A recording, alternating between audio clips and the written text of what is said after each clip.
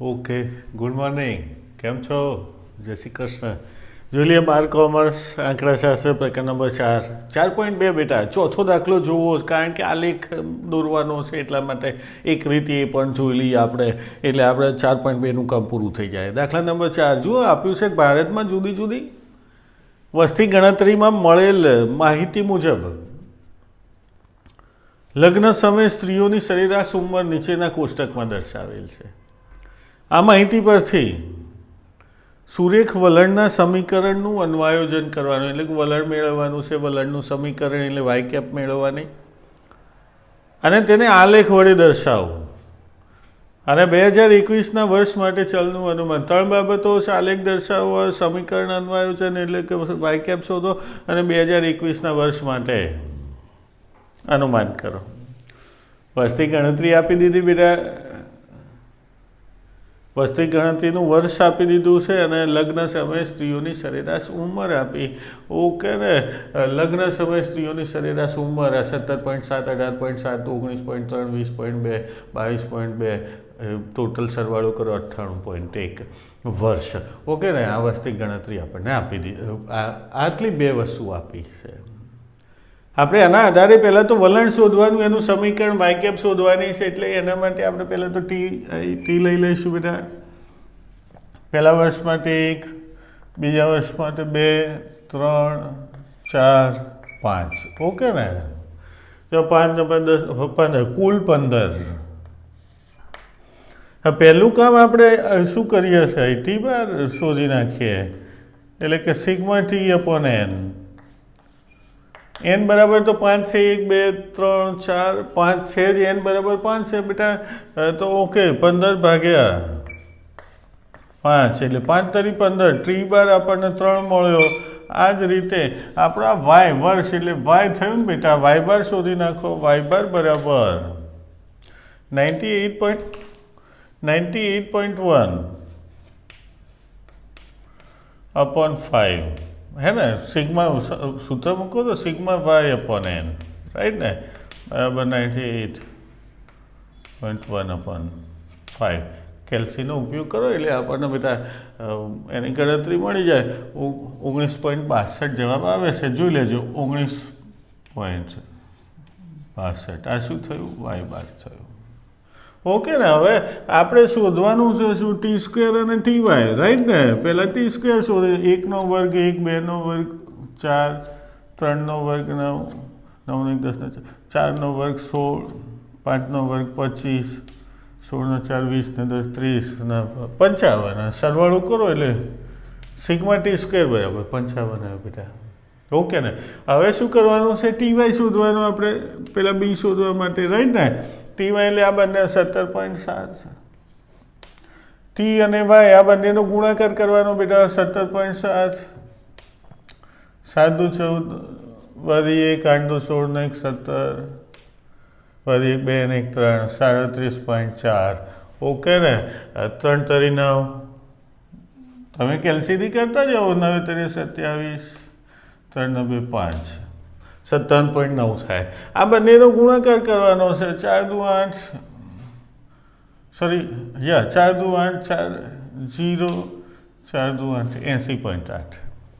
5 દુ 10, 10 નું 0, વધી 1, 5 દુ 10 ને 1 11, વધી 1, 5 દુ 10 ને 1 11, 111.0.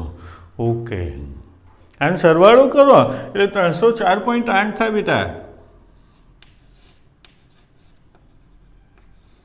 કરીશો કેલ્સીથી 304.8. આનો સરવાળો થાય બેટા. હવે આપણે શોધવાનું શું છે? બી શોધવાનો છે. તો બી શોધી નાખીએ આપણે. બી બરાબર n sigma t y minus sigma t into sigma y. Okay ને, upon n sigma t square minus sigma t એનો હોલ સ્ક્વેર. આમાં તમે બધી કિંમતો મૂકી દો બેટા. n એટલે 5, સિગ્મા ટી વાય કેટલો મળ્યો આપણને? 304.8, માઇનસ સિગ્મા ટી એટલે 15, અને સિગ્મા વાય એટલે 98.1.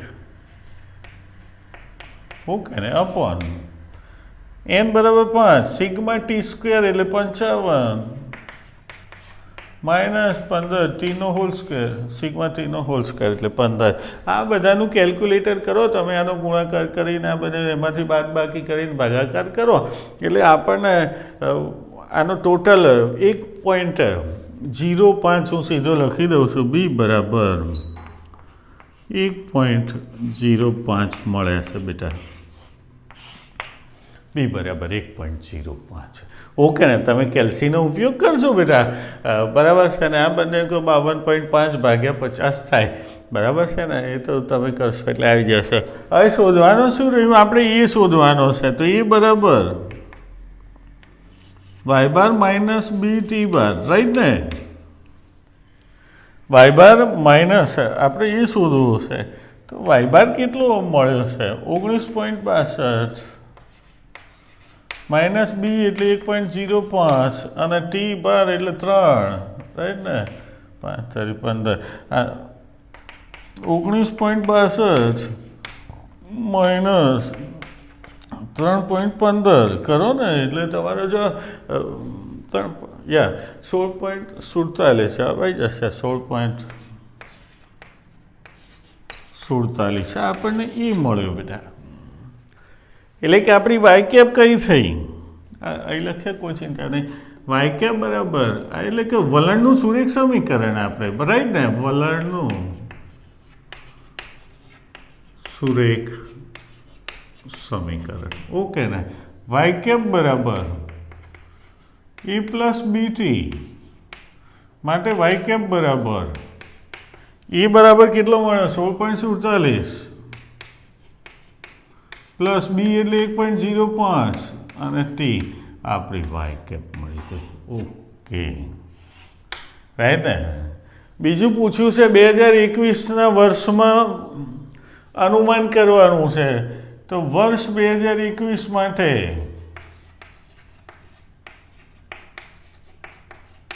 ટી કેટલો લેશે બધા જો 2011 માટે 11 માટે 5 છે તો 21 માટે 6 2021 માટે ટી બરાબર 6 લેતા ઓકે ને મૂકો વાય કેપ બરાબર 16.47 પ્લસ 1.05 ઓકે ને એટલો છે ને 1.05 અને ટી બરાબર 6 એટલે કે 16.47 પ્લસ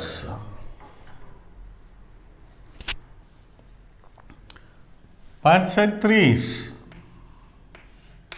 અને 6 એટલે 16.47 વત્તા 6.30 તમે કરો ને એટલે તમારે 22.77 ને 7 4 ને 3 7 6 12 22.77 વર્ષ આવી વાય કેપ ઓકે ને અનુમાન થઈ ગયું લખવાનું વર્ષ 2021માં જે ક્વેશ્ચન કર્યું હોય એ પ્રમાણે કે ચલનું વર્ષ સુરેખ સમીકરણ પરથી 2021ના વર્ષ માટે ચલનું અનુમાન 22.77 વર્ષ થશે હવે શું કહેશે એક ત્રીજો ક્વેશ્ચન છે આમાં કે વલણના સમીકરણનું અન્વયોજન કરી આલેખ વડે દર્શાવો એટલે આલેખ દોરવાનો છે એક્સ અને વાય એક્સ આપણો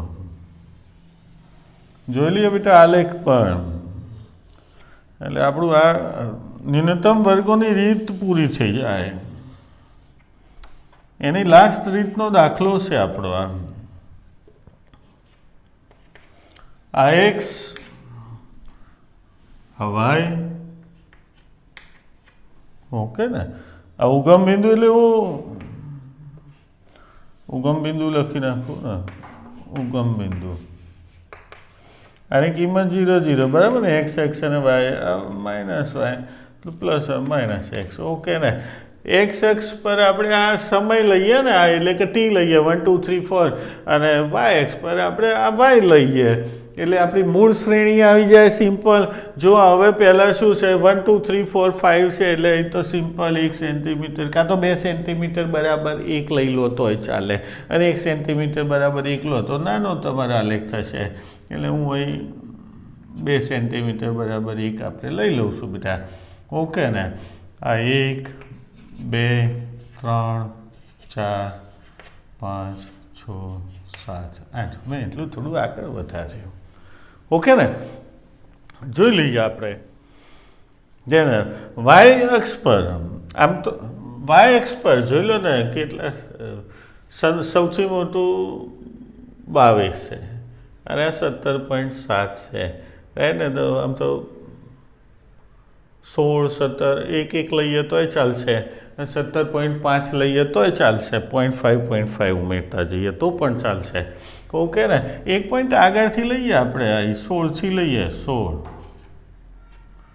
17 18 19 20 21 22 23 24. ઓકે, મેં તો એ સિંગલ જ લીધો છે, 1 સેન્ટીમીટર બરાબર 1 એકમ. હવે શું થયું, અહીંથી આ 0થી સીધું 16 આવી જાય પહેલાં, તો એ ઝીગઝેગ આપી દો ને બેટા, એટલે આપણું કામ પૂરું થઈ જાય. ઓકે ને, આ લેખમાં આનો મતલબ એ થયો કે પહેલાં એકમને ન ગણતા બાકીના સેન્ટીમીટર, ફર્સ્ટ સેન્ટીમીટરને નહીં ગણવાનો, બાકીના સેન્ટીમીટરમાં 1 એકમ બરાબર 1 વર્ષ, બરાબર ને. વર્ષ છે 1 વર્ષ આપણે ઉમેરીએ છીએ એટલે 1 વર્ષ થાય. Okay, clear. આ લેખ હવે એમાં કિંમતો મૂકવાની છે. પહેલા પોઈન્ટને કેટલો 17.7 સાથે જોડો, 17.7 એટલે અહીં ક્યાંક આવશે, અહીં પોઈન્ટ મૂક્યો 17.7. બીજામાં 18.7 એટલે અહીં મૂકી દઈએ 18.7. ત્રીજામાં 19.3,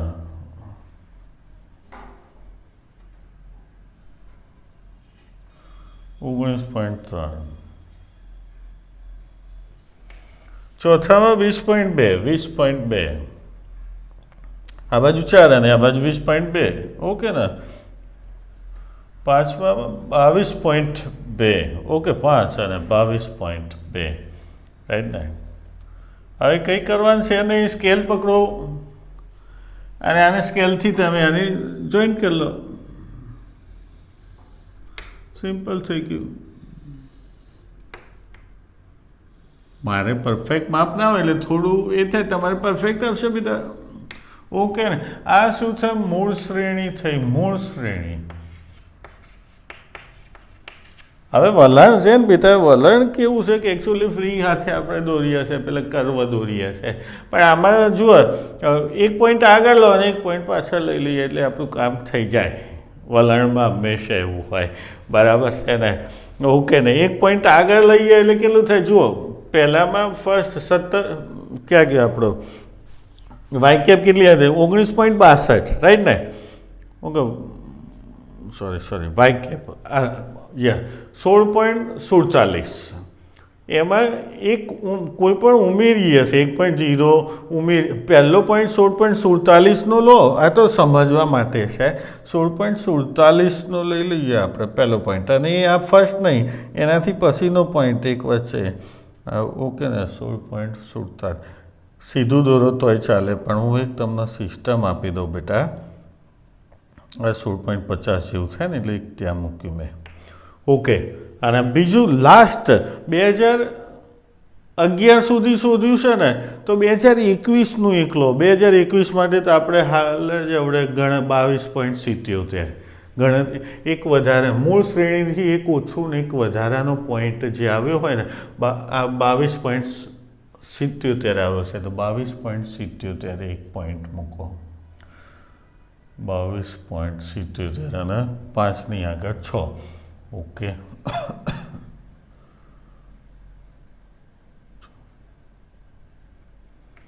રાઈટ ને. 22.77 અને આ 6.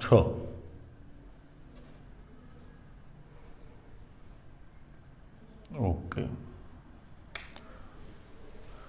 મૂળ શ્રેણી આ બંનેને જોડી દો.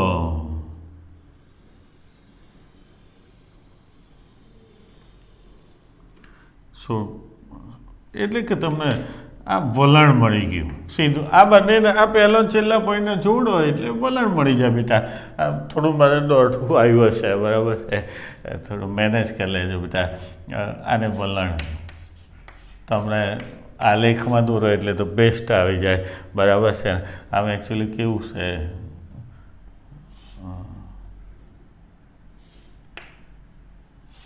આ રીતનું છે. ઓકે ને, મારે થોડું સહેજ ચેન્જ થાય એ તો થાય ને બેટા. ઓકે ને, વલણ આવે છે આપણું, કારણ કે સેન્ટીમીટર પરફેક્ટ આને અહીં ગેપ છે ને એટલા માટે મેં સીધું 1 લખ્યું. તમે પહેલું એક ખાનું છોડીને પછી અહીં 1 લખો, 2 લખો, 3 લખો, 4 લખો, 5 તો બેસ્ટ, તો ભૂલ નહીં, તો પરફેક્ટ આવી જશે બેટા. ઓકે ને, આ આપણું થયું વલણ. અને વલણનું આલેખ વડે દર્શાવવાનું હશે, બસ આટલું કામ હતું. એને વલણ લખો અને આને મૂળ શ્રેણી લખી નાખી, જે પહેલાં પોઈન્ટ આપ્યા હતા ને આપણે બેટા, આ વાય અને આ ટી માટેના. ઓકે, અહીં સ્કેલ માપ એ તો આવડશે ને. હવે સ્કેલ માપ x અક્ષ 2 સેન્ટીમીટર બરાબર 1 એકમ.